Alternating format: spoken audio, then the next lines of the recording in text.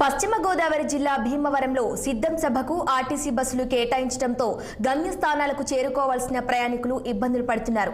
ఉదయం నుంచి బస్సుల కోసం పడిగాపులు కాస్తున్నారు.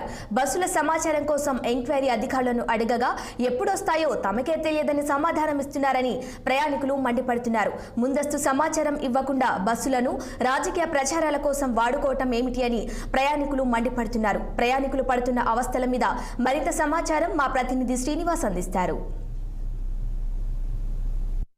ఈ రోజు మధ్యాహ్నం సిద్ధ సభకు జగన్మోహన్ రెడ్డి రావడం, ఇక్కడ పెద్ద ఎత్తున అయితే మాత్రం భారీగా ఏదైతే పార్టీ శ్రేణులంతా కూడా తరలించడానికి ఏపీఎస్ఆర్టీసీ సంబంధించి బస్సులన్నీ అన్ని డిపోల నుంచి ఇప్పటికే గ్రామాలు అలాగే పల్లెటూర్లు కూడా పంపించిన పరిస్థితి. ఉదయం నుంచి కూడా బస్సులు లేక ఏదైతే బస్ స్టాండ్లో కూడా పెద్ద ఎత్తున అయితే జనం ఇక్కట్లు పడుతున్న పరిస్థితి అయితే చూస్తున్నాం. 2-3 గంటలైనా సరే ఇంతవరకు బస్సులు లేక ప్రయాణం చేయలేక ఎండాకాలం మండు ఎండలో చాలా ఇబ్బందులు గురవుతున్నాం అని చెప్పేసి ఏదైతే వృద్ధులు అలాగే వికలాంగులకు సంబంధించి ప్రయాణికులు కూడా చాలా ఏదైతే గగ్గులు పెడుతున్న పరిస్థితి మాత్రం ఉంది. ఏదైతే భీమవరం పశ్చిమ గోదావరి జిల్లాకి హెడ్ క్వార్టర్ అయిన భీమవరం ఇప్పుడు ప్రస్తుతం మనం బస్ స్టాండ్ లో ఉన్నాం. ఈ బస్ స్టాండ్ లో కూడా చూసుకుంటే 2-3 గంటల నుంచి కూడా ఎటువంటి బస్సులు లేక ప్రయాణికులు నిలిచిపోయి చాలా ఇక్కట్లు పడుతున్నాం అని చెప్పేసి ఇప్పటికే పెద్ద ఎత్తున రోధిస్తున్న పరిస్థితి. అదే కోణంలో కూడా మనం చూస్తే ఇప్పుడు ఉదయం నుంచి కూడా ఇక్కడ డిపోకి సంబంధించిన అంటే ఇతర డిపోలే కాదు భీమవరం డిపో నుంచి కూడా బస్సులు చాలా తక్కువగా ఉన్నాయి.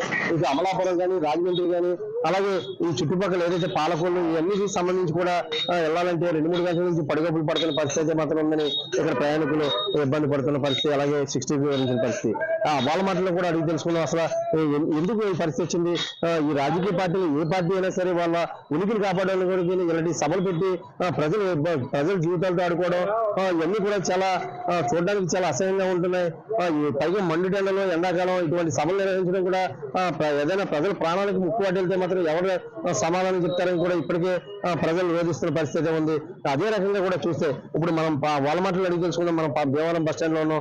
ప్రయాణికులు పడే ఇబ్బందులు ఏంటి, వాళ్ళ ఆటోలు కూడా దొరకలేని పరిస్థితి. ఏదైతే ఆటోలు కూడా అధిక ధరలు వసూలు చేయడం, అలాగే కూడా 10 మంది వెళ్ళవలసింది 20 మందిని ఎక్కించుకుని తీసుకెళ్ళడం చాలా ఇబ్బంది పడుతున్నాం అని చెప్పేసి ఏదైతే ప్రయాణికులు మాత్రం రోధిస్తున్న పరిస్థితి.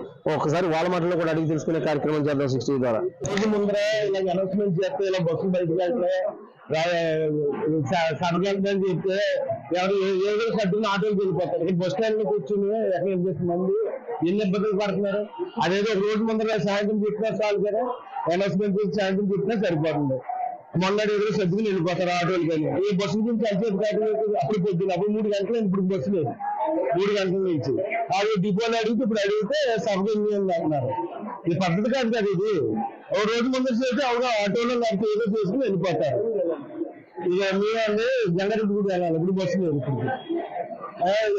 కనీసం గణపరం వెళ్ళాలని గణపరం కూడా ఇప్పుడు ఏం లేవంట, ఏ నీరు లేవంట, ఏమన్నా అడిగితే సభకు వెళ్ళి అంటున్నారు.